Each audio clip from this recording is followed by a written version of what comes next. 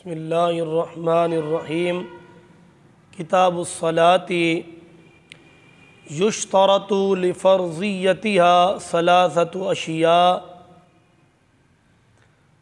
نماز کے فرض ہونے کی تین چیزیں شرطیں ہیں۔ جب یہ تین چیزیں پائی جائیں تو بندے پہ نماز پڑھنا فرض ہو جاتا ہے۔ اور فرض کی تعریف یہ ہے کہ یہ فرض عین ہے، اور ہر وہ مکلف جس کے اندر یہ تینوں چیزیں پائی جائیں اس پہ فرض ہے کہ وہ نماز ادا کرے۔ نماز کو ایک مرتبہ بھی ترک کرنے والا فاسق ہے، اور نماز کی فرضیت کا انکار کرنے والے کا حکم یہ ہے کہ وہ کافر ہے۔ اور جو بے نمازی ہو، نماز نہ پڑھتا ہو، اس کا حکم یہ ہے کہ اس کو قید میں ڈالیں یہاں تک کہ وہ نماز پڑھنے کا عادی بن جائے، تو پھر اس کو آپ رہا کریں تاکہ وہ نماز پڑھے۔ جبکہ جو ائمہ ثلاثہ ہیں، سیدنا امام شافعی ہیں، امام مالک ہیں اور امام احمد ہیں، ان کے نزدیک تو یہ ہے کہ سلطان وقت وہ حکم کرے ایسے شخص کے قتل کا، یعنی بے نمازی شخص کو قتل کر دیا جائے۔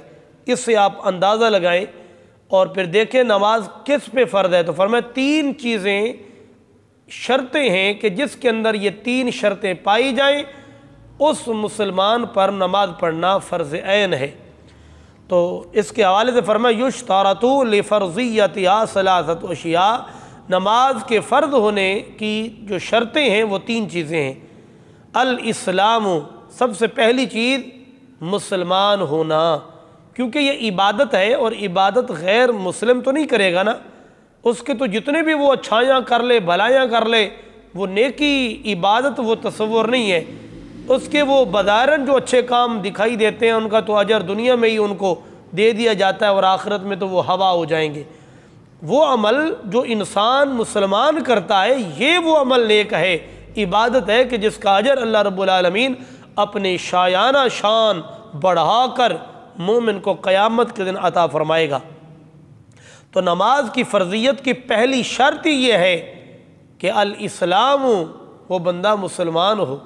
اگر مسلمان نہیں ہے، لاکھ وہ سجدے کرے، لاکھ وہ نمازیں پڑھے، بلکہ ایک مسلمان سے بھی زیادہ وہ فرائض و واجبات کی تعداد سے بڑھ کر وہ عبادات کر رہا ہے، اس کی عبادت قبول نہیں۔ آپ کہیں جی ہاں تو فرضیت کی بات، اس پہ فرض نہیں۔ ہاں فرض تو اس پہ ہے ہی نہیں، کیونکہ وہ کافر ہے، اس کے لیے ضروری ہے کہ مسلمان ہو۔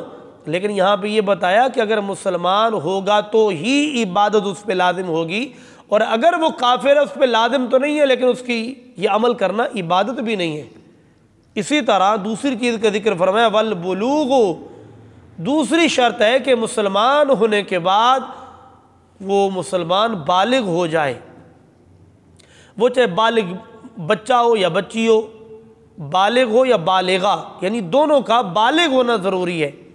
اور اسی طرح فرمایا والعقل، اور تیسری شرط ہے نماز کی فرضیت کی کہ صاحب عقل آدمی ہو، کیونکہ جس کا عقل نہیں ہے وہ دیوانہ پاگل، وہ تو شریعت کے احکام کا مخاطب ہی نہیں ہے، اس پر شریعت کے احکام لاگو بھی نہیں۔ اس لیے نماز کی فرضیت کے لیے تین چیزوں کی شرط ہے کہ سب سے پہلے مسلمان ہونا، پھر بالغ ہونا، اور اس کے بعد صاحب عقل ہونا۔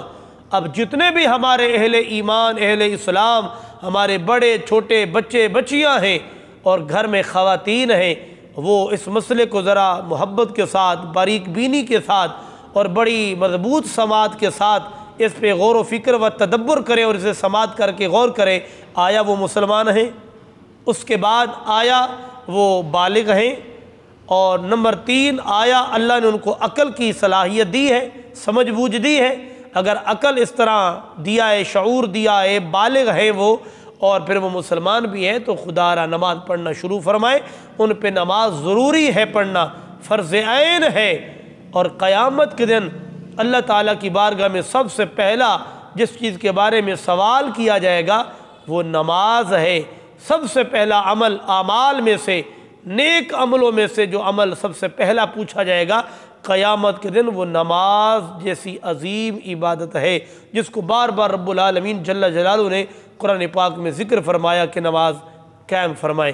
لہذا نماز اگر ایک مسلمان نہیں ہے اس پہ نماز فرض نہیں ہے، اگر وہ بالغ نہیں اس پہ نماز فرض نہیں، اگر وہ صاحب عقل نہیں، پاگل ہے، دیوانہ ہے، چریا ہے، اس پہ نماز نہیں۔ پر اگر یہ تینوں چیزیں اس کے اندر موجود ہیں تو نماز پڑھنے کا عادی بن جائے، نماز پڑھنا اس پہ ضروری ہے، نماز چھوڑنا اس کے لیے فسق ہے، انکار کرنا کفر ہے۔ اور امام اعظم علیہ رحمت فرماتے ہیں کہ بے نمازی کو قید، جبکہ باقی تین جو ہمارے امام ہیں فقہ کے وہ تو فرماتے ہیں کہ سلطان وقت اس کو قتل کرا دے۔ اندازہ لگائیں کتنی بڑی نماز کی اہمیت ہے۔ رب العالمین جل جلالہ یہ فرض عین جن پہ لازم ہے، یہ تین شرائط جن کے اندر پائی جاتی ہیں، اللہ تعالیٰ ان تمام کو اپنا فرض نماز ادا کرنے کی سعادت نصیب فرمائے۔